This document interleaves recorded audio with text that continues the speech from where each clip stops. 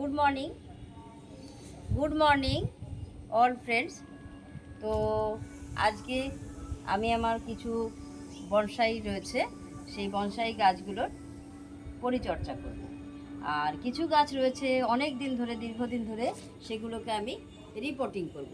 যেমন ওখানে একটা শিউলি গাছ রয়েছে, শিউলি গাছে ফুলটা কম আসছে, চলে যাচ্ছি আমি এখানে। এটা শিউলি গাছ, এটা ফুল আসছে না। তো আমার মনে হলো এই গাছটা ধরুন এটা বনসাই, কারণ নিচে হওয়ার কথা, কিন্তু নিচে করিনি আমি। আর এটার বয়স 4 থেকে 5 বছর হয়েছে, তো ফুলটা দেখছি হচ্ছে না। তো আজকে আমি এটাকে রিপোর্টিং করব।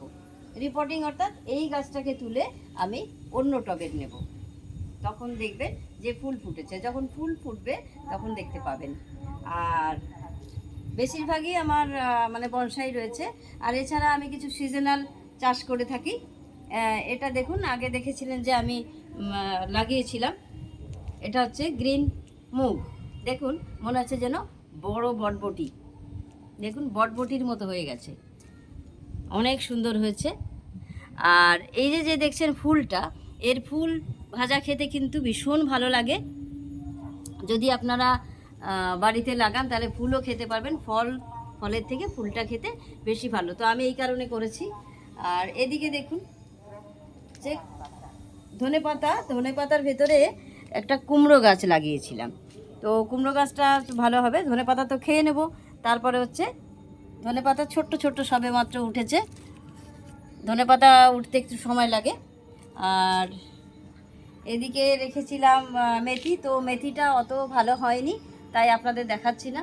আবার মেথি বানাবো, কারণ বৃষ্টিতে মেথিটা খারাপ হয়ে গেছে। আর এই যে বনসাইটা দেখছেন, এটা বট গাছ। এর বয়স মোটামুটি গত 8 থেকে 9 মাস মতো বয়স হয়েছে। আর এটা হচ্ছে অশ্বত্থটা প্রায় 1 বছর হয়ে গেছে। আর এটা দেখছেন, এটা হচ্ছে স্নেক। এই স্নেক কিন্তু আমি জাস্ট একটা চারা নিয়ে এসেছিলাম, সেই একটা থেকে মোটামুটি আমি 15-20টা তৈরি করে ফেলেছি। এই দেখুন, এই একটা, যখনই এর সাইড থেকে দেখুন একটা গাছ লাগিয়েছি, এটা হচ্ছে মাদার।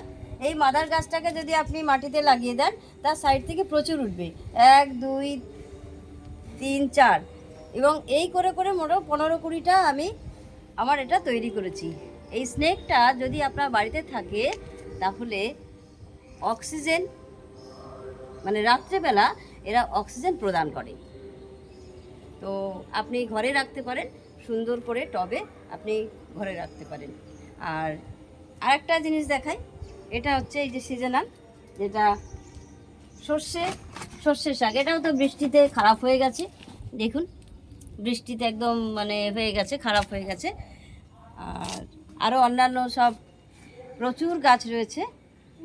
তো আগেই বলেছি আপনাদেরকে যে আমি কোনো ইনভেস্ট ছাড়া বাগান তৈরি করি। আমার নিচে প্রচুর রয়েছে, তো নিচের গাছটা আমি দেখাচ্ছি না, নিচে দেখালে মানে প্রায় শেষ হবে না, এত বেশি গাছ রয়েছে। আর গাছ লাগান, প্রাণ বাঁচান। গাছের পরিপূরক কিচ্ছু নেই, গাছ আমাদের জীবন দান করে। তো ভালো থাকবেন বন্ধুরা, থ্যাংক ইউ।